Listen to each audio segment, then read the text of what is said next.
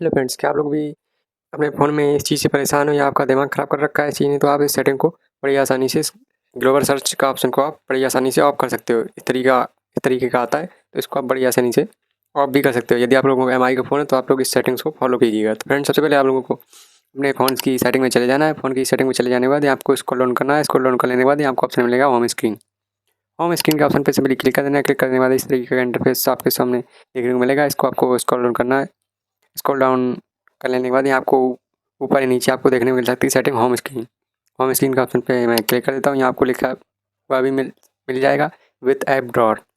With app drawer के option में मैं क्लिक कर देता हूँ। क्लिक कर देने के बाद यहाँ आपको सिंपली विथ ऐप ड्रॉअर के ऑप्शन पे सिलेक्ट होगा। इसको आपको क्लासिक पे सिलेक्ट कर देना है। सिंपली मैं आपको सिलेक्ट करके दिखा देता हूँ। क्लासिक पे मैं सिलेक्ट कर देता हूँ। सिलेक्ट कर देने के बाद अब मैं आपको एक बार वापस से ऑफ करके आपको सिंपली दिखा देता हूँ कि ऐप ड्रॉअर आएगा या नहीं आएगा। देखिएगा, यहाँ से ऐप ड्रॉअर हट चुका है। अब आपके फ़ोन में ऐप ड्रॉअर नहीं आएगा।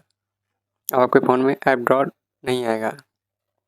ये गूगल का ब्राउज़र ओपन हुआ था। अब आपके फ़ोन में ऐप ड्रॉअर नहीं आएगा।